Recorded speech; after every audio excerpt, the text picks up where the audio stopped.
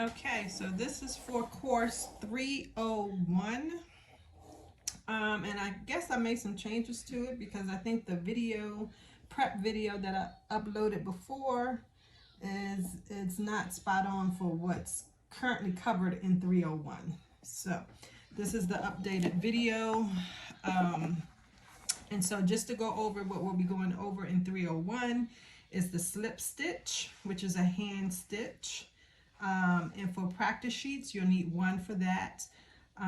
For the plain seam basting, that's also a hand stitch. You'll need 2 practice sheets for that. For tacking, that's also a hand stitch. You'll need one. It doesn't say it here, but you'll need at least 1 practice sheet for that. For hook and eye, you need 1 practice sheet. For a button flat or flat button, you need 1 practice sheet. For a shank button, you need 1 practice sheet. For Velcro, you need 1 practice sheet. For the invisible zipper install, you'll need 2 practice sheets. And for the fisheye dart, you need 1 practice sheet. So that makes that 11 practice sheets that you need all in all. For 301. Now for the items that you need to bring to class, you need your basic sewing kit, the prep work for this class, so things that we just gone over here. It says elastic, but that's for a prior course, so you don't need that here. You do not need the elastic. Zipper foot, you need that, and that looks like this. Okay. And for me, for brother, it says I.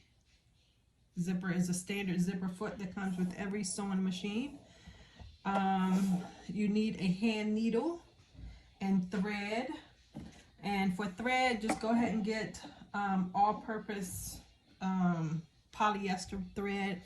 And this truly is not a hand needle, but this is just what I use. Usually a hand needle is a little larger, but just a needle and thread. You can already have it threaded or just bring the thread with you. I just so happen to have this already threaded.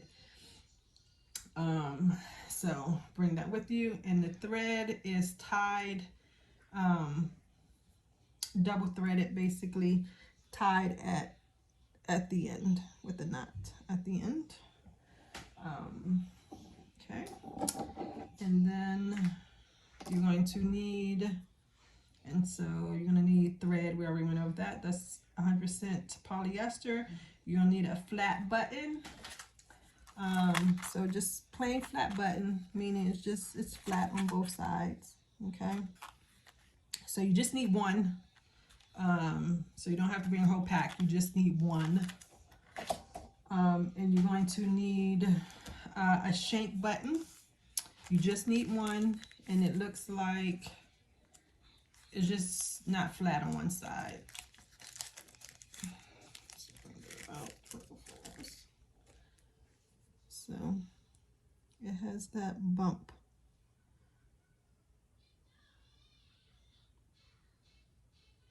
You can see that.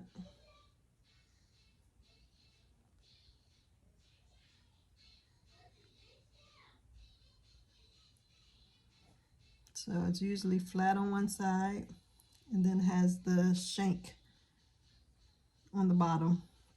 Okay, so you just need one of those. You need hook and eye. You just need one, but they usually come in packs. And just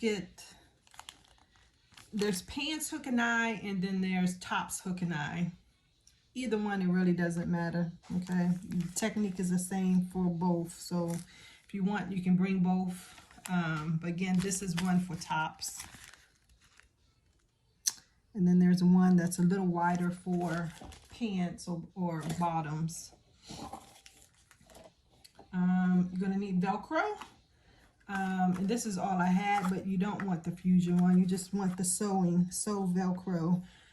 So it comes in a pack, but we're only going to use maybe like a 2-inch rectangle of it. So If this is all you can find, that's fine. We just won't use the fusion, or if you get the adhesive at the back, we just won't use that part. We're just going to sew it. So you need Velcro, and you need an invisible zipper. Okay. Any length will do. This one is a 7" to 9". I just got this for the sample purposes, but whenever I'm sewing my garment, I always use the longest. Even if I don't need it, I use the longest, which is the 20 to 22". But just for this sample purpose, you can use the 7" to 9". And of course it costs less, but make sure that it's the invisible zipper. Okay. And that's it for the things that you need. And these are your practice squares. Remember, it's 4x9. And I just made up a little template here. And that's your practice sheets. I mean, not squares, or practice sheets. 4x9. And like I said, I made up a template so I can just cut it out. And sometimes if it's smaller, because you know you have your scraps, and it just so happened to be smaller, that's fine. Doesn't have to be perfect. And so for oh, and also for the fisheye dart, you're going to need your block. So you need your skirt front block. Okay, and you should have already received this, but if not, I can send it out again. Let me know if you don't have it. The one that you have is on a regular 8x11. This has been enlarged to a 11x17. Okay, so you basically just take it to Staples and just say, here, take this and please enlarge it to fit on a 11x17. And you do that with all your templates.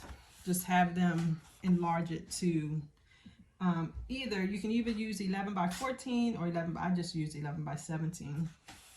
And so what we're going to do is for the fisheye darts, we have to make them. And you can make as many as you like, but you know, we'll just be doing one in class. So what you're going to do is basically make 2 straight tapered darts, mirroring one another. Okay, so you're gonna lay your practice sheet over it, okay, over one, maybe like the bottom half of one. Okay, and then you're just gonna outline. And again, it doesn't have to be perfect. You're gonna outline with your pen or marking tool the dart. Okay, basically that's what that looks like. I just basically drew over it. Okay, so now all I'm going to do is take it, flip it over, and then line it up so that the dart legs meet. Okay, so if you can see, this is the dart, and I'm just making, 1 second, Ezra. The dart legs meet, and then I'm just going to trace it off again so that it's mirroring. 1 second, Ezra.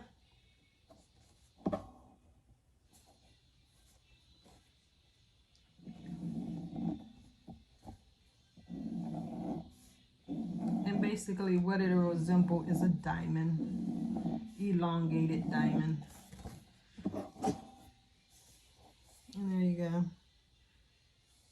All right, and that's your fisheye dart that you're going to bring in to class. Now, if you want to do, you know, 1 more, 2 more, so you can have it to practice, that's fine. But you just need 1 of those. All righty. And that's it for 301. See you in class. Bye.